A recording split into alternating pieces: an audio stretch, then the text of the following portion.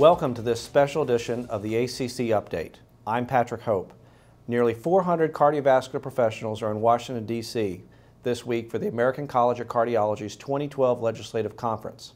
Healthcare policymakers, members of Congress, and key congressional staff will be addressing hot topics like health reform implementation, practice trends, payment innovation, and the upcoming elections.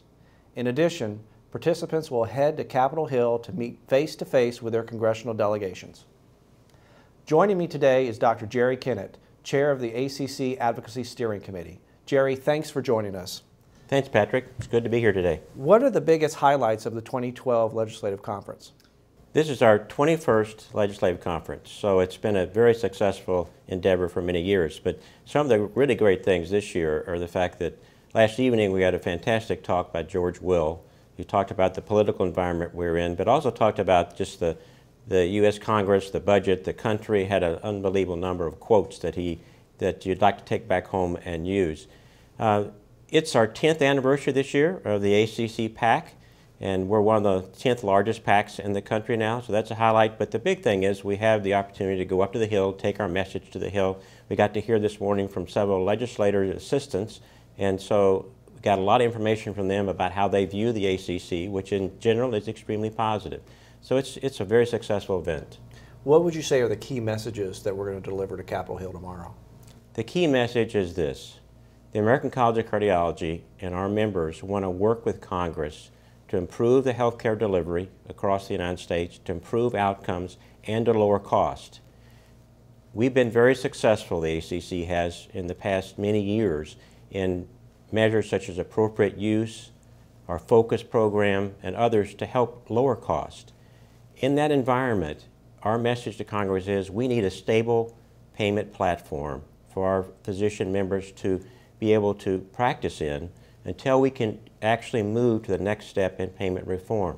So that includes the issue of sequestration, so that we don't hopefully implement sequestration which will hurt not only physician payment, but even more so it's going to hurt research, the NIH and others out there, graduate medical education reimbursement. So sequestration is a big issue. The sustainable growth rate is another part of our message that has the potential to reduce reimbursement by 27%.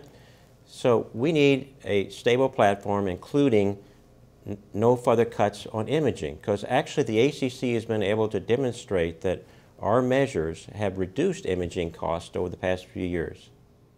We have a record number of fellows in training, cardiovascular care associates, and practice administrators attending this year's conference.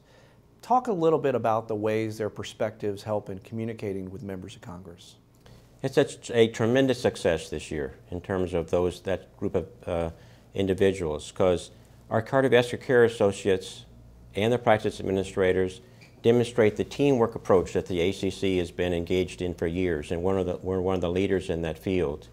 Having the young fellows in training go up to the Hill, you know, even this morning in one of our sessions, Congress, you know, acknowledged that having people who are going to be the future of medicine coming up and bringing that message is going to be key to them receiving it in a positive fashion. Switching gears a bit, results from the ACC's 2012 practice census we released at the conference. The results showed a continued trend towards hospital integration and highlighted the very real concerns associated with continued Medicare cuts and reimbursement in general. What is your advice to ACC members in regards to these results? The ACC remains very concerned about the survivability of private practice for cardiologists across the country. We've testified, you know, before the Small Business Committee on private practice and are concerned that the physician payment platform has to be stable to maintain private practice. We're going to continue those very efforts because we do want to make it clear that some of the disparities in payment that exist between different locations and of the same service don't seem to be able to improve access to care and don't seem to be lowering cost of care, which we think is just the opposite of the way we want to go. So the ACC is very involved in efforts to try to maintain the private practice of cardiology across the United States. Thank you, Dr. Kennett, for being here today. Thank you, Patrick. The ACC's Legislative Conference is an important opportunity for the cardiovascular community to unite as one voice and educate members of Congress about the impacts of their health policy decisions on cardiovascular care. For many participants, the conference is a way to continue to foster relationships with representatives and senators. For those attending for the first time, it's an opportunity to learn more about the ACC and begin to build new relationships with colleagues and congressional leaders.